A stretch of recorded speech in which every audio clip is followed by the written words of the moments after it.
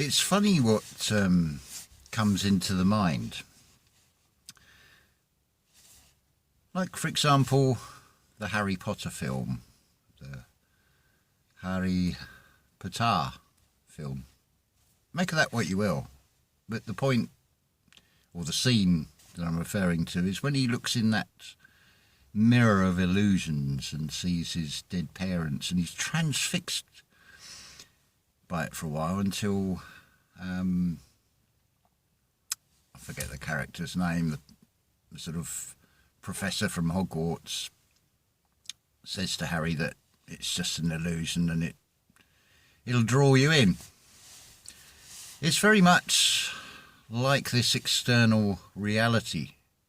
It's not actually as bad as you think when you see it for what it is, the reflection that it is. I'll give you an example of this, and it's very much also emphasises the whole thing about symbolism and logos rule the world. Now, if we look at one of the most material things going, that to a lot of people are very desiring things to want to possess and aspire to. That is the BMW car. Bavarian Motorworks, BMW. Notice their symbol is a circle with a cross in it with two blue sections and two white sections. The story goes that it's to do with their origins in aircraft, and it's supposed to represent a propeller, the white clouds and the blue sky, I presume, with the propeller. But BMW, it's a material, external thing that is presented to you as something desirable. And what's very interesting about it is its catchphrase that they use in a lot of the adverts about near perfect balance. Well, let's just think about that. If we take it out, if we reflect upon that external catchphrase associated with that, but we turn it internally, what would be a near perfect balance? Well, it is the M and the W, the man and the woman, but it is within one. It is the divine feminine and the divine masculine in balance. So, yes, BMW. Nothing to do with cars at all. I'll give you another example of this.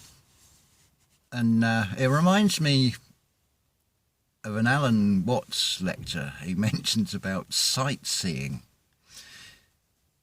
Well, sight is seeing. So it is, I understand what he says about it being a ridiculous term, but you are seeing various sights. Now, I can't think of a better place to explain this is baby London, Babylon. You've got it all there. But before we even get to that, let's think about... there's a very famous logo used by London Transport. It's basically a circle with a bar going through it. It's also been used more recently by the Japanese car manufacturer Nissan, as in sin.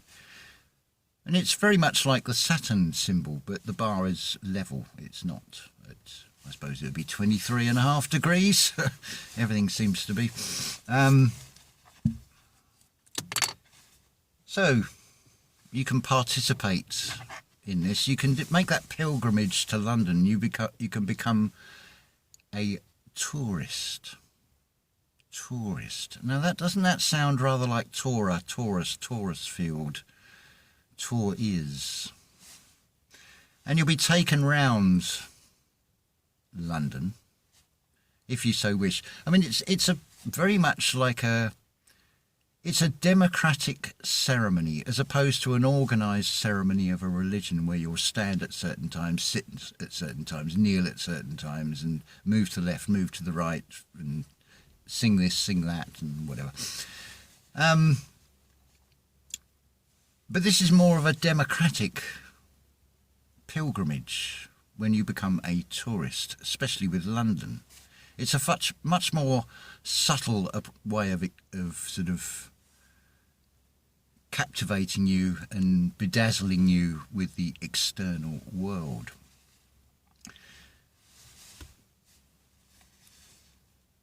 I made a few notes because I woke up with this, and it's like write it down quickly. And a few little bullet points I can refer back to give this a cohesive whole. So when you're a tourist and you're doing the pilgrimage to London, or any major city, but we use London. So actually interesting, that London Transport Roundel, as it's called, it also represents the underground with a sort of circle and the line going through. But interestingly, it was something that was exclusive to London Transport, which was the buses and the underground train system. It's a thing that this pattern repeats over and over again. You have an organisation that gets bigger and bigger, it becomes nationalised, therefore corporate, and then it gets to a high point and then it comes crashing down. In London Transport's case, its high point would have been the design and development of the Routemaster bus, which was designed to be totally rebuilt every 5 years. So every 5 years that same bus is being turned into a brand new bus.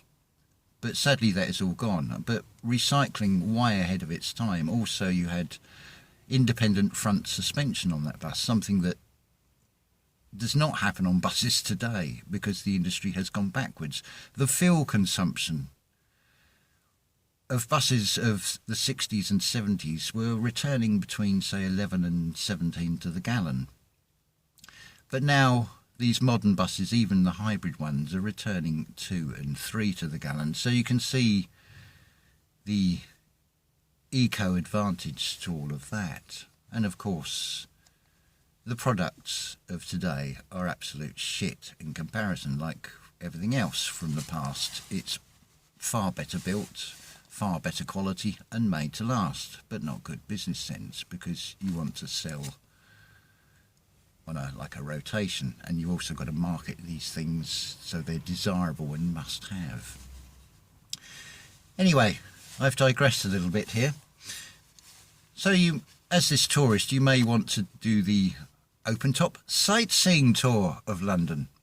Interesting, a lot of those bus routes that do that sightseeing tour in the good old days before the war started in March 2020, where people could move about a lot more freer, and you get all these tourists from all over the world coming to London. It has a river running through it called the Thames, but I've noticed a lot of American audience will pronounce it as Themes, which is actually probably more correct because it is a watery theme which you take in through the eyes of the deceiver. So an open top bus, let's just think about that. I would suggest that is John the Baptist, the head on the silver tray. The roof of the bus has been removed, so you could say it has been circumcised. The removal of the hood, yes, it's nothing to do with a physical barbaric act of a particular religion. It is metaphorical in meaning. It is about peeling off the layers of the heart, the circumcision of the heart, as Neville Goddard would explain. But getting back to this sightseeing tour, you're open to the heavens. You're looking up and looking out at everything and being wowed by the massive structures and things as you go round on this sightseeing tour. Now, interestingly, it wasn't just London Transport. The next largest city in the UK, which I think it still is Birmingham. And they had their own bus company called the Birmingham and Midland Motor Omnibus Company, or BMMO for short. And just like London Transport, they designed and built their own buses. They're equivalent to the Routemaster double-deck bus. For those of you that are not familiar, it's that sort of half-cab bus with the open platform at the back, with the conductor, with the ticket machine that will say, "Hold tight, fares please," and so on, which is sadly gone. But Midland Red, Birmingham, as the Birmingham Midland Motor Omnibus Company was known, because they used an all-red colour scheme. Funny enough, so did London Transport. They had a double-decker in the 1960s called the D9, their ninth design of double-decker. And this interesting situation happened in the late 70s, where there was a shortage of buses. It was still a regulated system within the bus industry. You had to go through the transport commissioners and apply to operate these routes, and it could be objected to by any other organisation if they thought it would affect their trade. So anyway, you have this original London sightseeing tour. Now they have brought in 7 of these Midland Red D9 buses. This is going somewhere. And what is interesting about this, there were 7 of them. 7 chakras.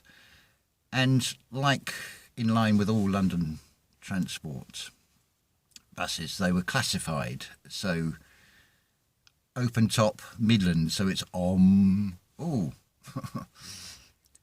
So yeah, it's almost like a John the Baptist moment. You're being baptized into this sightseeing tour, because what that does, it is impressing and instilling on you a historical narrative, which is basically, look what, in the name and under the banner of England and Great Britain, how much they have plundered and stolen from the rest of the world, the British Empire, and owning a fifth of the world.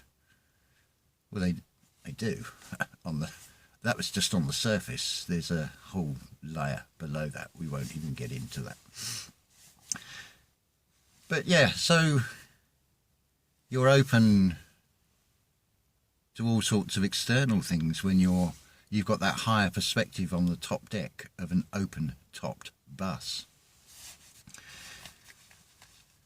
But that, of course, is that mirror external reflection of what really needs to be internalised.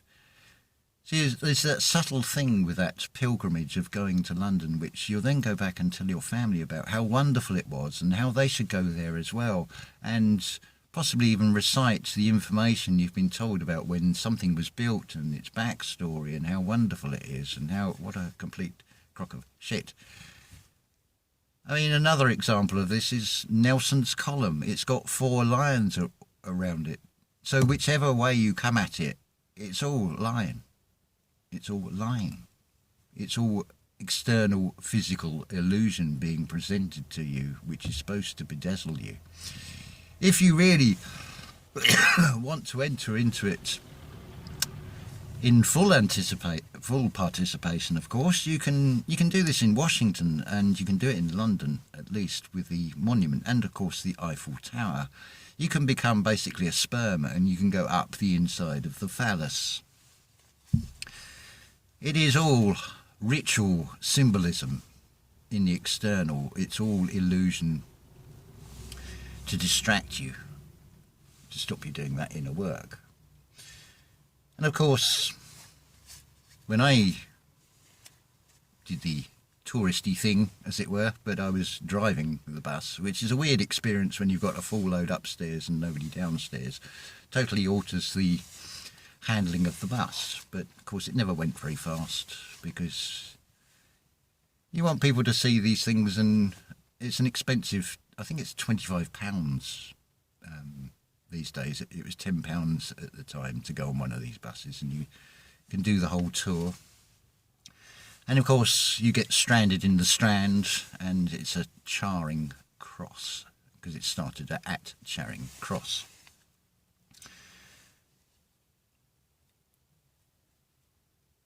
Yeah, so as well as being sort of external illusions, it's also a series of repeats. So going back to the whole point with where they deregulated and basically privatised the whole bus industry in the United Kingdom, straight away the whole infrastructure of building your own vehicles, which were done in such a way that they would be reused and renewed, rather than having to buy off the shelf and replace, which is the situation you have today. It happened also with the railways when it became British Rail after the Second World War. It was nationalised. The 4 railway companies were brought into under one umbrella. And then you had that dieselisation plan, and British Rail were buying off the shelf, and a lot of those diesel engines they bought were an absolute disaster.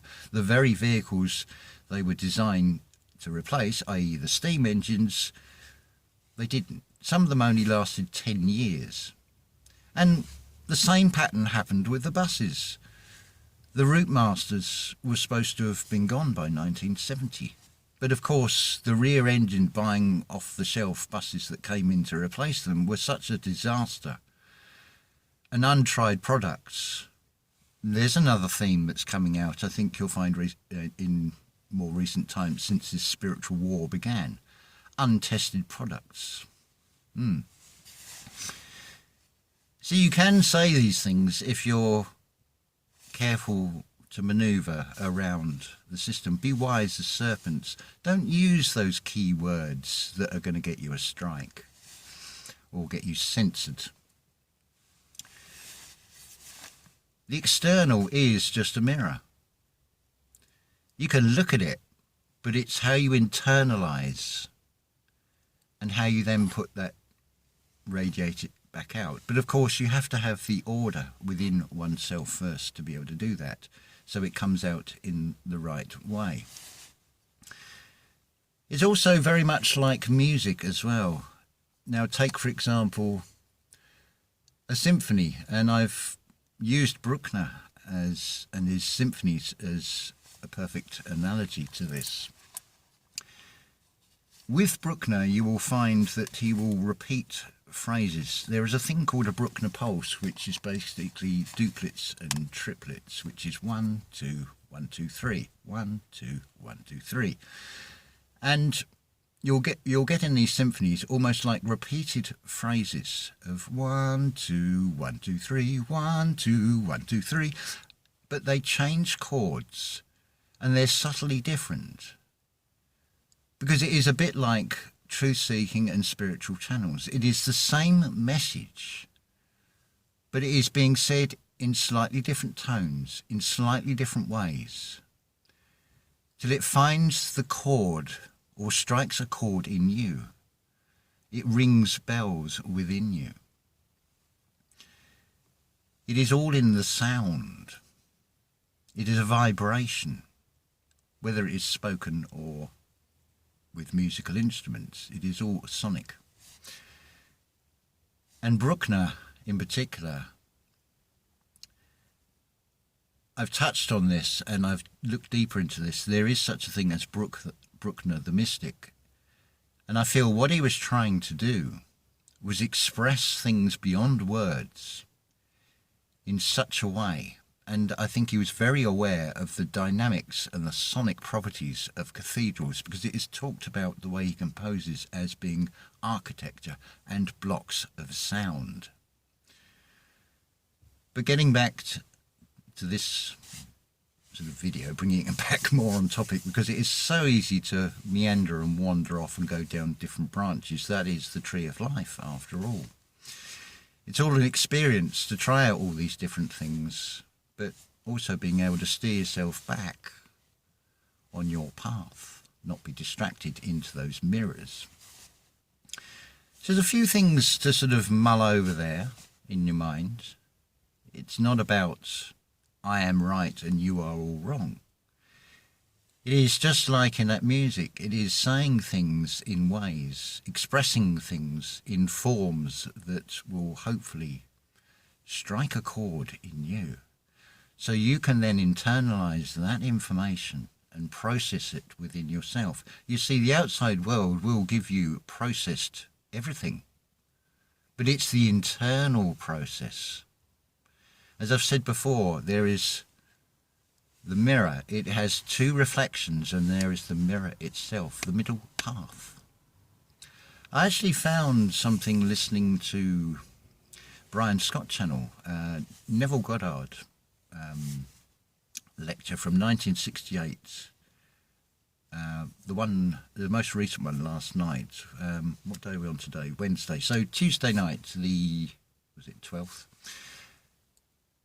And he's saying scripture is not about astrology, it's not about astronomy, it's not about the sciences, and so on and so on. That's the only thing I would actually disagree with Neville on. I would say, yes, it is all of those things, but, as he rightly says, the real point of it is know thyself. To know God is to know thyself, because you are the creator. The external is just a CGI screen. It's a planet in which to play. But it also has, in that external, loads and loads of objects and objections and things you will probably object to.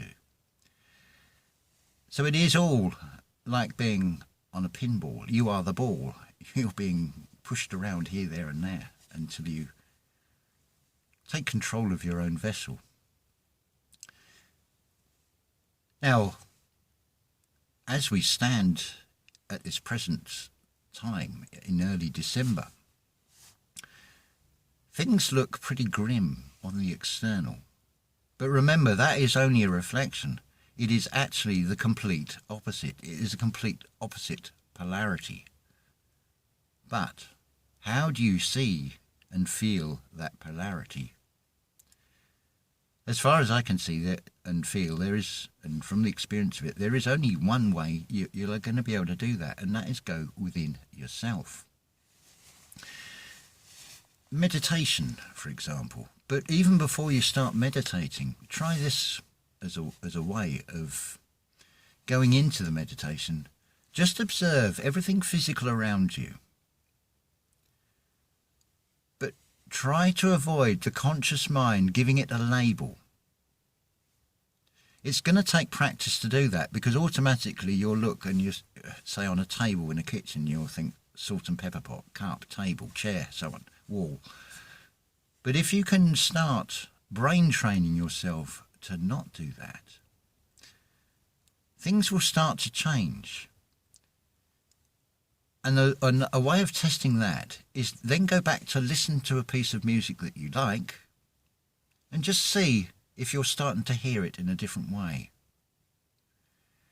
If you do that, I would say that you're starting to recreate those neural pathways. You're rewiring, you're reprogramming, you're remapping yourself, you're reinventing yourself. You are a co-creator. You are creating yourself internally. You are now the controller of the program within oneself. Anyway, what are we up to? 24 minutes. That's plenty long enough. So I'm going to say love to you all. Despite what the external is showing you, just stay true to yourself. Stay true to that inner feeling within yourself. If something is telling you something is wrong or something is right, go with that gut feeling. But do be sure that it is your internal feeling and not the ego mind and a belief in something. Test it out. Mull it over in the mind so you can respond rather than react. There are times when reaction is good. like for example driving.